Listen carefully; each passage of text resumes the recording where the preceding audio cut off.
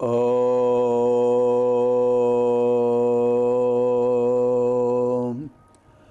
శ్రీ గురుభ్యో నమః. వక్రతుండ మహాకాయ కోటి సూర్య సమప్రభ నిర్విఘ్నం కురు మే దేవ సర్వకార్యేషు సర్వదా. శరదిందు వికాసమందహాసాం స్ఫురదిందీవరలోచనాభిరామాం అరవింద సమాన సుందరాస్యాం అరవిందాసన సుందరీముపాసే. అజ్ఞానతిమిరాంధస్య జ్ఞానాంజనశలాకయా చక్షురున్మీలితం యేన తస్మై శ్రీగురవే నమః. వ్యాసం వసిష్ఠనప్తారం శక్తేః పౌత్రమకల్మషం పరాశరాత్మజం వందే శుకతాతం తపోనిధిం. శృతిస్మృతిపురాణానాం ఆలయం కరుణాలయం నమామి భగవత్పాదం శంకరం లోకశంకరం. నారాయణం నమస్కృత్య నరం చైవ నరోత్తమం దేవీం సరస్వతీం వ్యాసం తతో జయముదీరయేత్. అష్టాదశ పురాణేషు వ్యాసస్య వచనద్వయం పరోపకారః పుణ్యాయ పాపాయ పరపీడనం మద్వయం భద్వయం చైవ భ్రత్రయం వచతుష్టయం. అనాపలింగ కుస్కాని పురాణాని పృథక్ పృథక్. అష్టాదశ మహాపురాణాంతర్గత శ్రీ మార్కండేయ మహాపురాణ ప్రవచన కార్యక్రమాయ సర్వేభ్యః సంస్కృత భాషా జిజ్ఞాసుభ్యః సందర్శక మహాశయేభ్యः శుభస్వాగతం.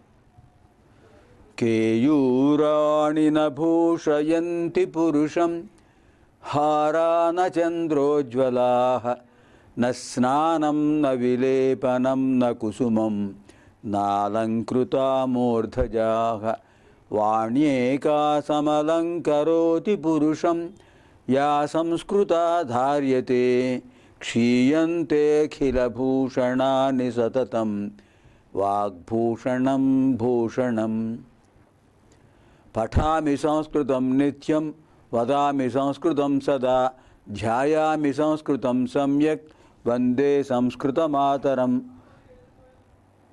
సంస్కృతస్య ప్రసారాయ నైజం సర్వం దదామ్యహం సంస్కృతస్య సదా భక్తః వందే సంస్కృతమాతరం.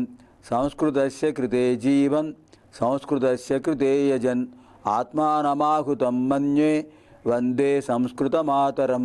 పాణినిం సూత్రకారం చ భాష్యకారం పతంజలిం వాక్యకారం వరరుచిం ప్రణతోస్మి మునిత్రయం. నృత్తావసానే నటరాజరాజః అనాదఢక్కాం నవపంచవారం ఉద్ధర్తుకామः సనకాదిసిద్ధాన్ ఏతద్విమర్శే శివసూత్రజాలం. హ్యః కార్యక్రమే మదాలసాదేవి అలర్కాయ విశేషవిషయాः అధీతవతి.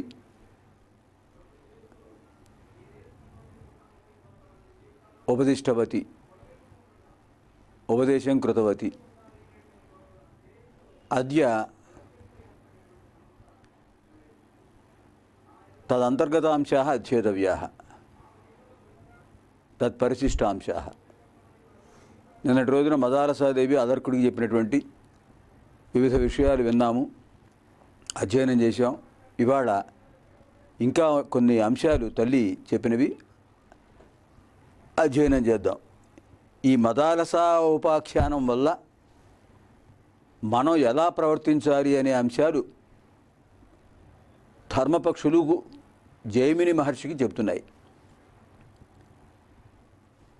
మార్కండేయ మహర్షి యొక్క ఆదేశంతో జైమిని మహర్షి ధర్మపక్షుల దగ్గరికి వెళ్ళాడు. ధర్మపక్షులు వివిధ ధర్మాలు అతనికి బోధిస్తూ మదాలసా ఉపాఖ్యానం చెబుతున్నాయి. తదంతర్గతమైన అంశమే మనం అధ్యయనం చేస్తున్నాం.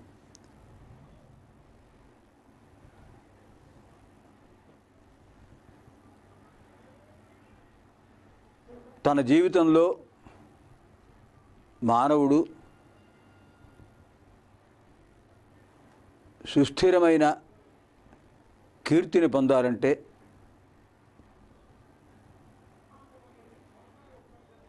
ఇతరులకు సహాయం చేయడం నేర్చుకోవాలి. అష్టాదశ పురాణ సారాంశాన్ని వ్యాసుల వారు చెప్పిన విషయం 2 విషయాల్లో చెప్పారు ఆయన. పరోపకార పుణ్యాయ పాపాయ పరపేడను. ఇతరులకు ఉపకారం చేస్తే పుణ్యం లభిస్తుంది. ఎన్నో జన్మలలో మనం చేసిన పుణ్యఫలాల విశేషంతో మానవ జన్మ పొందాం. శంకర భగవత్పాదుల వారు చెప్పిన అంశాన్ని ఇక్కడ గుర్తుంచుకోవాలి. దుర్లభం త్రయమేవైతత్ దైవానుగ్రహ హేతుకం మనుష్యత్వం ముముక్షుత్వం మహాపురుష సంశ్రయ.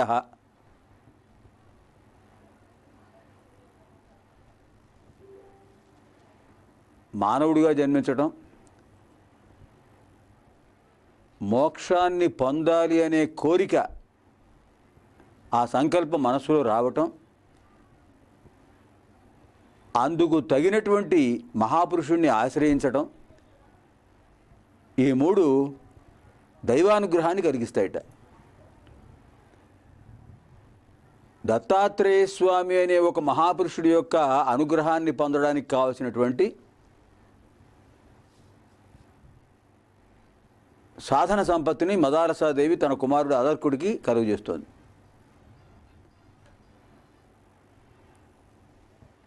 పరిపక్వ స్థితి వస్తే తప్ప చెట్టు నుంచి పండు పడదు. పండు దానంతరం అది పడాలంటే పరిపక్వ స్థితి రావాలి. పూర్తిగా పండిన తర్వాత తొడిమి నుంచి అదే పడిపోతుంది. ఉర్వారుకమేవ బంధురాన్ మృత్యోర్ముక్షీయ మా మృతాత్ అని మృత్యుంజయ మహామంత్రంలో చెబుతుంటాం కదా.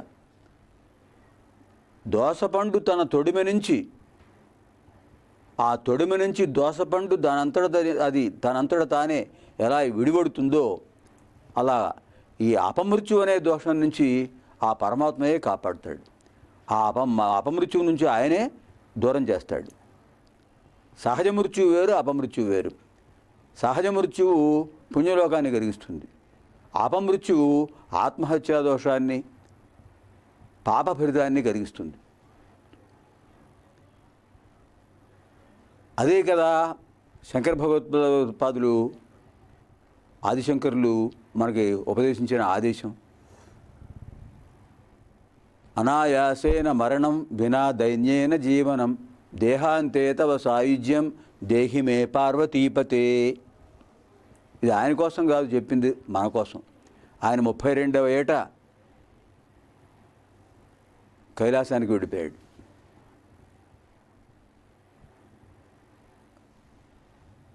ఈ శ్లోకం మన కోసం చెప్పారు స్వామి. అనాయాసేన మరణం, ఎటువంటి కష్టము లేకుండా, ఎవరికి కష్టాన్ని కలిగించకుండా సులభంగా జీవాత్మను ఈ దేహంలోంచి పంపించేయడం చివరి క్షణాల్లో. ఆయాస అంటే కష్టం. నా ఆయాస అనాయాస, అనాయాసైన ఎటువంటి కష్టము లేకుండా మరణం, మృత్యువును చేరటం, శరీరాన్ని విడిచిపెట్టడం. వినా దైన్యేన జీవనం, జీవించినంతకాలం దీనభావం లేకుండా ఆత్మవిశ్వాసంతో, భక్తి శ్రద్ధలతో, దైవంపై భక్తి శ్రద్ధలతో జీవితాన్ని సంతృప్తిగా గడపటం.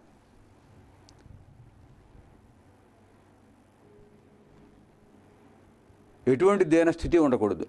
వినా దైన్యేన, దైన్యత్వం లేకుండా, దీనత్వం లేకుండా, దైన్యభావం లేకుండా జీవితం గడపటం. దేహాంతే తవ సాయుజ్యం, పాంచభౌతిక దేహాన్ని విడిచిపెట్టిన తర్వాత ఆయనలో ఐక్యమైపోవటం. ఆ అఖండ జ్యోతిలో జీవన జ్యోతిని అంతర్లీనం చేయటం. దేహిమే పార్వతీపతే, హే పార్వతీపతే మే తద్వరం దేహి, ఓ పరమేశ్వర ఆ వరం నాకు ప్రసాదించు. ఇది మన ధ్యేయం. ఉభయ సంధ్యా సమయాల్లో రోజుకు ఒక్కసారైనా ఈ శ్లోకం చదువుకుంటే పరమేశ్వరుడు మనకి ఆ అవకాశాన్ని ఇస్తాడు. మనం కోరుకోవాల్సింది అదే. ఈ యాంత్రిక యుగంలో వృద్ధాప్యంలో రక్షించేది భగవంతుడే.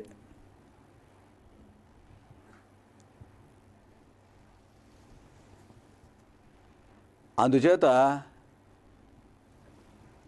దీపం ఉండగానే ఇల్లు చక్కబెట్టుకోవాలి అనే సామెతను అనుసరించి శరీరంలో శక్తియుక్తులు ఉన్నప్పుడే భగవద్ అనుగ్రహం పొందడానికి ప్రయత్నం చేయాలి.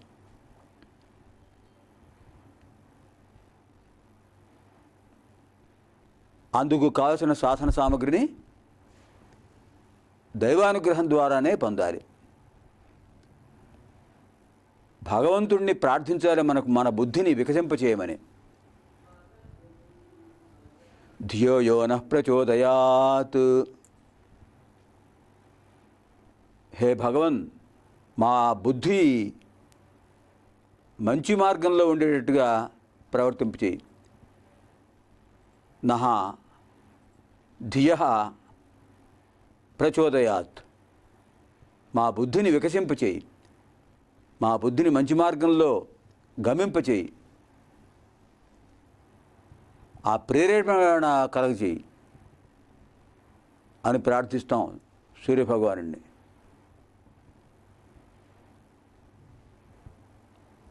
ఆ విధంగా దైవాన్ని ప్రార్థించాలి, దైవానుగ్రహం పొందాలి.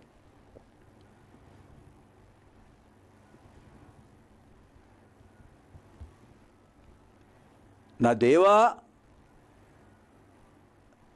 రక్షంతి దండమాదాయ పశుబాలవత్.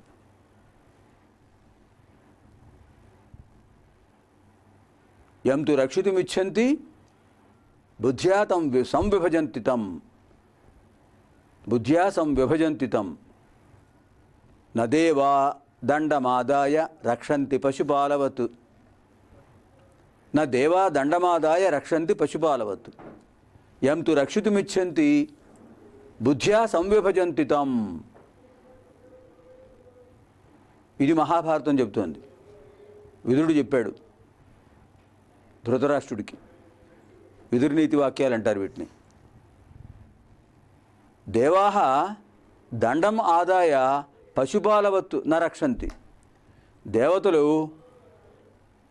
పశువుల కాపరుల్లాగా ఓ కర్ర తీసుకుని రక్షించడానికి ప్రయత్నం చేయరట. వాడు దేవతలు కదా, ఆ పని చేయవలసింది మానవులు తప్ప, వాడు ఎందుకు చేస్తారు ఆ పని? మరి ఎలా ఏం చేస్తారు రక్షించాలనుకుంటే మానవుణ్ణి? యం తు రక్షితుమిచ్చంతి బుద్ధ్యా సంవిభజంతి తం. ఎవడిని రక్షించాలనుకుంటారో, ఎవడికి భగవద్భక్తి శ్రద్ధలు ఉంటాయో వాణ్ణి ఎలా రక్షిస్తారు దేవతలు? బుద్ధ్యా సంవిభజంతి తం. తం వాణ్ణి బుద్ధ్యా సంవిభజంతి, మంచి బుద్ధి కలవాడినిగా చేస్తారట. వాడికి బుద్ధి వికాసం కలిగించేస్తారు. ధియో యో నః ప్రచోదయాత్. ఆ పని చేస్తారు వాళ్ళు. ఎప్పుడైతే సద్బుద్ధి కలిగిందో దైవానుగ్రహం వల్ల వాడు మంచి పనులు చేస్తాడు, మంచి మాటలు మాట్లాడతాడు, మంచి ఆలోచనలు ఉంటాయి, సమాజంలో మంచి స్థానం పొందుతాడు, అందరికీ సహాయం చేస్తాడు, అందరి సహాయం పొందుతాడు, జీవితంలో అనుకున్నదాన్ని సాధిస్తాడు, జీవిత పరమార్థాన్ని పొందుతాడు. ఇవన్నీ ఎలా ఏర్పడుతున్నాయి? కేవలం దైవానుగ్రహం వల్ల. చూడండి ఎంత గొప్ప విషయం చెప్పారు. నదేవా దండమాదాయ రక్షంతి పశుపాలవతు. యం తు రక్షితుమిచ్చంతి బుద్ధ్యా సంవిభజంతి తం.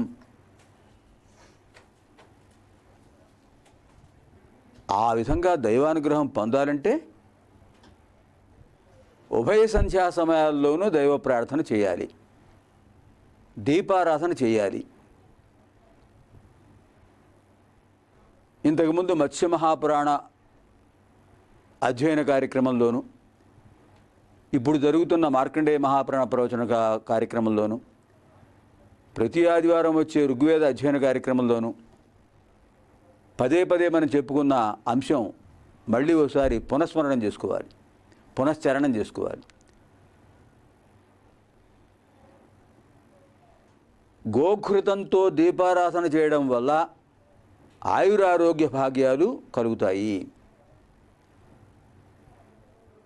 తైల దీపంతో దీపారాధన చేయడం వల్ల, అంటే నువ్వుల నూనెతో చేయడం వల్ల గృహదోషాలు గ్రహదోషాలు ఉపశమిస్తాయి. ఇది వేదంలోనూ పురాణాల్లోనూ చెప్పిన మాట. వ్యాస భగవానుల వారు అందించిన గొప్ప విశేషం. ఉభయ సంధ్యా సమయాల్లో ఏ ఇంట్లో అయితే దీపారాధన చేసి గోఘృతంతోనూ తైలంతోనూ ఆవునేతితోనూ నువ్వుల నూనెతోనూ దీపారాధన చేసి ఆ భగవంతుణ్ణి స్మరించి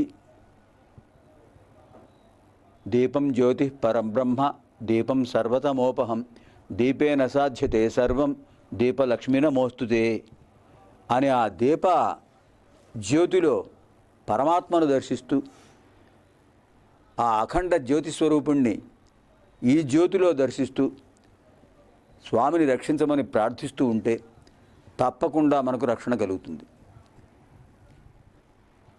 నిష్కామ కర్మ వల్లనే భగవద్ అనుగ్రహం పరిపూర్ణంగా లభిస్తుంది. మనకు ఇది కావాలి అది కావాలి అని కోరడం అనేది అవివేక లక్షణం. అడుగుతుంటాం ఒక సహజంగా, కానీ కుమారులకు అంటే తన సంతానానికి ఏది కావాలో తల్లిదండ్రులకు తెలుసు, వాడు అడగాల. అదేవిధంగా మనల్ని సృష్టించి రక్షిస్తూ ఉన్నటువంటి భగవంతుడికి మనకేం కావాలో తెలియదా? నిశ్చలంగా మనస్సులో ఎటువంటి కోరిక లేకుండా కేవలం భగవద్ అనుగ్రహ ప్రాప్తి కోసం, పరిపూర్ణమైన కరుణా కటాక్షం కోసం ఆ స్వామిని ప్రార్థిస్తే ఏది కావాలో అదే ఇస్తాడు స్వామి. ఈశ్వర సర్వభూతానాం హృద్దేశేర్జున తిష్టతి భ్రామయన్ సర్వభూతాని యంత్రారూఢాని మాయయా. ఆ పరమాత్మ జీవాత్మల రూపంలో అన్ని దేహాల్లోనూ ఉండి యంత్రాలను నడిపించినట్లుగా దేహాలను నడిపిస్తున్నాడు. ఈశ్వర సర్వభూతానాం హృద్దేశే తిష్టతి హే అర్జున. అక్షర పరబ్రహ్మయోగంలో భగవంతుడు చెప్తాడు, హే అర్జున, సర్వభూతానాం హృద్దేశే ఈశ్వర తిష్టతి. అందరి హృదయాల్లోనూ భగవంతుడున్నాడు. భ్రామయన్ సర్వభూతాని యంత్రారూఢాని మాయయా. తన యోగమాయతో యంత్రాలను నడిపించినట్లుగా ఈ దేహాలను నడిపిస్తున్నాడు ఆయన. ఈ దేహాలను నడిపించే పరమాత్మ ఇక్కడ జీవాత్మ రూపంలో ఉన్నాడు, జీవాత్మగా నడిపిస్తున్నాడు. భ్రామయన్ భ్రమింపజేస్తున్నాడు, కదిలిస్తున్నాడు యంత్రాలని. సర్వభూతాని సమస్త భూతాన్ని సమస్త జీవాన్ని భ్రామయన్ చాలయన్ మాయయా యంత్రారూఢానివ హృద్దేశే అర్జున తిష్టతి అన్నాడు.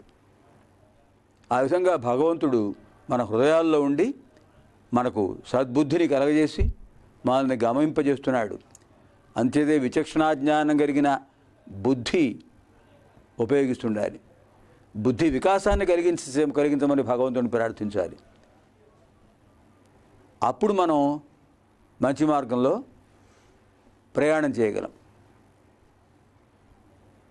యతో వాచో నివర్తంతే అప్రాప్య మనసా సహా. మనస్సు కానీ వాక్కులు కానీ ఆ భగవంతుణ్ణి కీర్తించలేవు. అంత అఖండ వైభవం కలిగిన ఆ భగవంతుణ్ణి, ఆ స్వామిని యథాశక్తి ప్రార్థించాలి, యథాశక్తి సేవించాలి. జనసేవయే జనార్దన సేవ, నరసేవయే నారాయణ సేవ, గ్రామసేవయే రామసేవ అని భగవాన్ బాబావారు ఉద్బోధిస్తూ ఉంటారు. అందుచేత తోటివాడికి సహాయం చేస్తే అదే భగవత్ సేవ. భరతుడు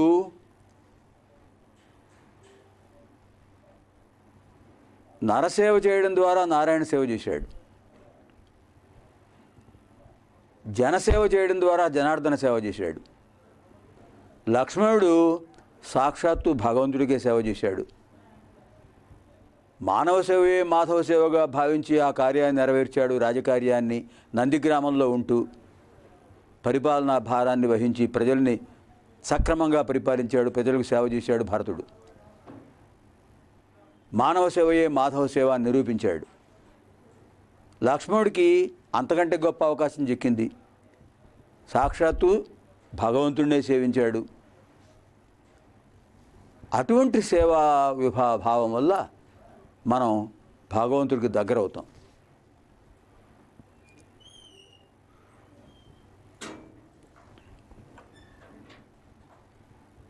కనుక భగవద్ అనుగ్రహ ప్రాప్తికి ఏం చేయాలి అని ఒక్కసారి మనం ఆత్మవిమర్శ చేసుకుంటే ఏం చేయాలో మనకే తెలుస్తుంది. పరిపూర్ణమైన భక్తి శ్రద్ధలు ఉన్నప్పుడే ఈ జీవిత గమనం, జీవనయానం రెండు రెక్కలున్న పక్షి ఎగిరినట్లుగా సుఖంగా పురోగమనం చేస్తుంది. భక్తి శ్రద్ధలు అనే రెండు రెక్కల్లో ఏ ఒక్క భాగం లేకపోయినా దానికి ఎగిరే శక్తి ఉండదు. ఈ రెండు ఉన్నప్పుడే భగవద్ అనుగ్రహం పొందడానికి అవకాశం ఉంటుంది. అది మదాలసాదేవి అదర్కుడికి చెప్పింది. సహనం కావాలి, సహనంతో జీవించు. పరిపాలన చేసేటప్పుడు రాజసం ఉండాలి. మిగిలిన సమయాల్లో సత్వగుణం ఉండాలి. తమో గుణాన్ని ఎప్పుడు దగ్గర చేరనివ్వకు, రానివ్వకు తమో గుణాన్ని. తమో గుణం మూర్ఖత్వానికి, రాక్షసత్వానికి సూచనం. ఆసురీ గుణ సంపత్తి తమోగుణం వల్ల కలుగుతుంది. కామక్రోధస్తథా లోభ ఆత్మనాశన మార్గాలవి.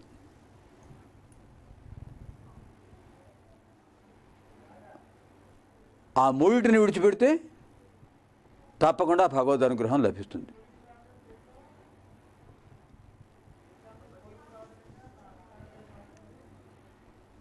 ఆత్మనాశనములు, నరకద్వారములు ఆ మూడే.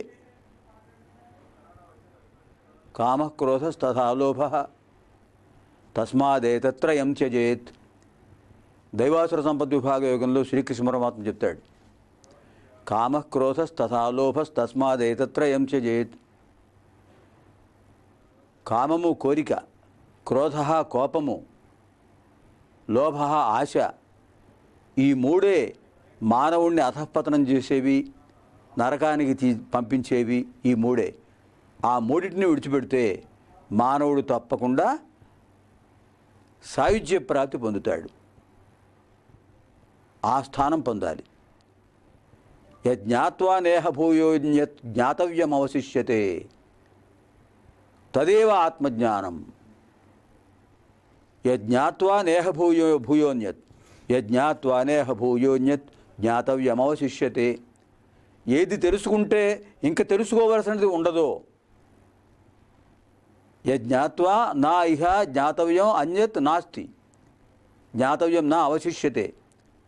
దేన్ని తెలుసుకుంటే ఇంక తెలుసుకోవలసింది ఉండదో అదే ఆత్మజ్ఞానం, అదే బ్రహ్మజ్ఞానం, అదే యోగశాస్త్రం. అది తెలుసుకోవాలి. అటువంటి జ్ఞానాన్ని ప్రసాదిస్తోంది మదాలసాదేవి. ఏతత్ పరిశిష్టాంశః శ్వః అధ్యేతవ్యః. పునర్మిలామః శ్వః. మిగిలిన అంశాలు రేపు అధ్యయనం చేద్దాం. మళ్ళీ కలుసుకుందాం రేపటి రోజున. అపుత్రాः పుత్రిణः సంతు పుత్రిణः సంతు పౌత్రిణः అథనాः సథనాः సంతు జీవంతు శరదాం శతం సర్వేత్ర సుఖినः సంతు సర్వే సంతు నిరామయాः సర్వే భద్రాణి పశ్యంతు మా కశ్చిత్ దుఃఖభాగ్ భవేత్. ఓం పూర్ణమదః పూర్ణమిదం పూర్ణాత్ పూర్ణముదచ్యతే పూర్ణస్య పూర్ణమాదాయ పూర్ణమేవావశిష్యతే. సహనావవతు సహనౌ భునక్తు సహ వీర్యం కరవావహై తేజస్వినావధీతమస్తు మా విద్విషావహై. ఓం శాంతి శాంతి శాంతి. అసతో మా సద్గమయ తమసో మా జ్యోతిర్గమయ మృత్యోర్మా అమృతం గమయ. ఓం శాంతి శాంతి శాంతి. దివ్యాం భవ్యాం సుబోధాం చ శుద్ధాం అర్థప్రదాయినీం జననీం బహుభాషాణాం వందే గీర్వాణ భారతీం. స్వస్తి.